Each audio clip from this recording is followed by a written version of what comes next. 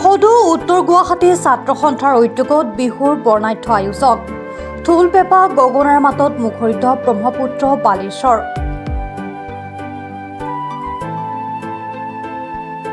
শিশুৰ পৰা যুৱক যুৱতীলৈ জাক জাক নাচনীৰ কঁকালৰ ভাঁজত সৃষ্টি হ'ল মন্ত্ৰমুগ্ধ পৰিৱেশ। সদৌ উত্তৰ গুৱাহাটী ছাত্ৰ সন্থাৰ উদ্যোগত অনুষ্ঠিত বিহু নৃত্য আৰু ঢোল বাদন কৰ্মশালাৰ এয়া মন পৰশা সামৰণি অনুষ্ঠান। সোণত সুৱগা চৰাই উন্মোচন কৰা হ'ল উত্তৰ গুৱাহাটী সাংবাদিক সন্থাৰ দ্বাৰা প্ৰকাশিত আলোচনী কলমৰ ৰঙালী বিহু সংখ্যা। বৰ্ণাঢ্য পৰিৱেশত আলোচনীখন উন্মোচন কৰে আনন্দৰাম বৰুৱা ভাষা কলা সংস্কৃতি সংস্থাৰ সঞ্চালক ডক্টৰ সুদেষ্ণা ভট্টাচাৰ্যই। উন্মোচনী ভাষণত সঞ্চালকগৰাকীৰ মন্তব্য, কলমৰ দৰে তীক্ষ্ণ অস্ত্ৰ পৃথিৱীৰ ক'তো নাই।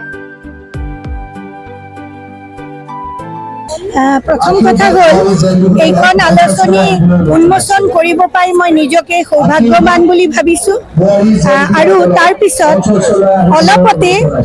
অলপ সময়ৰ ভিতৰতে এইখন আলোচনীৰ ভিতৰৰ পাতৰ ভিতৰত থকা বস্তুখিনি চাই মোৰ এনেকুৱা ধাৰণা হৈছে যে যদিও দেখাত এইটো সৰু কলেবৰৰ, কিন্তু ইয়াতে বহুত সুন্দৰ সুন্দৰ কথা নিবিষ্ট হৈছে।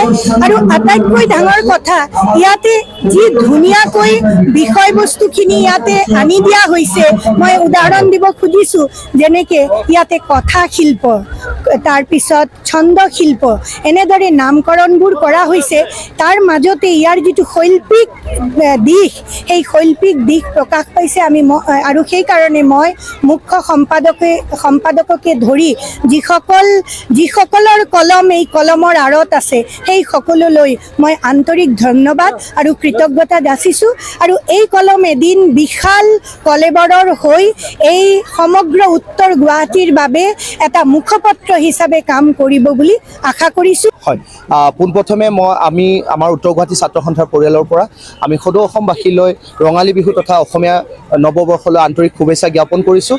আশা কৰোঁ সকলোৰে বছৰটো ভালকৈ যাওক। আৰু আজি 2 বহাগ, এই 2 বহাগৰ তাৰিখটোতে আমি সদৌ উত্তৰ গুৱাহাটী ছাত্ৰ সন্থাই আন বছৰৰ দৰে এইবিলো উত্তৰ গুৱাহাটী বালিচাপৰিত আমি বিহু কৰ্মশালা আয়োজন কৰিছিলোঁ। আৰু এই বিহু কৰ্মশালাৰ লগত সংগতি ৰাখি এক মুকলি বিহুৰ আয়োজন কৰিছিলোঁ। আৰু এই মুকলি বিহুত আমাৰ মাজত আমাৰ উত্তৰ গুৱাহাটীৰে বিহু হুঁচৰি দল, জেং বিহু, আমাৰ কণমানি শিশুসকল 200ৰো অত্যাধিক ছাত্ৰ ছাত্ৰীক ইয়াতে প্ৰশিক্ষণ দিছিলোঁ।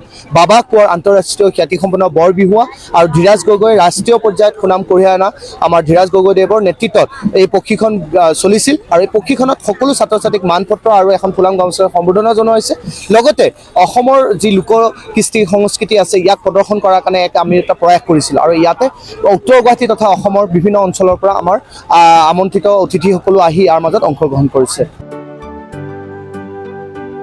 চাংচাৰীৰ পৰা খৰ্গেশ্বনাথৰ ৰিপৰ্ট, প্ৰাত টাইম ডিজিটেল। ৰঙালী বিহু আৰু ঈদৰ শুভেচ্ছাৰে স্পেচ অটোমোবাইলছে লৈ আহিছে আপোনালোকলৈ বিশেষ offer. Minimum documentation, quick finance, low' down payment with low' ROIৰ সৈতে গ্ৰাহকে লাভ কৰিব 5 লিটাৰকৈ পেট্ৰল ফ্ৰী, লগতে ব্লুটুথ হেডফোনছ ফ্ৰী। ন্যূনতম সুতৰ হাৰত আৰু কম ডাউন পে'মেণ্টত আপোনাৰ মন পচন্দৰ বাজাজৰ বাইক ক্ৰয় কৰিবলৈ আহক দক্ষিণ কামৰূপৰ মিৰ্জা শান্তিপুৰস্থিত স্পেচ অটোমোবাইলছ।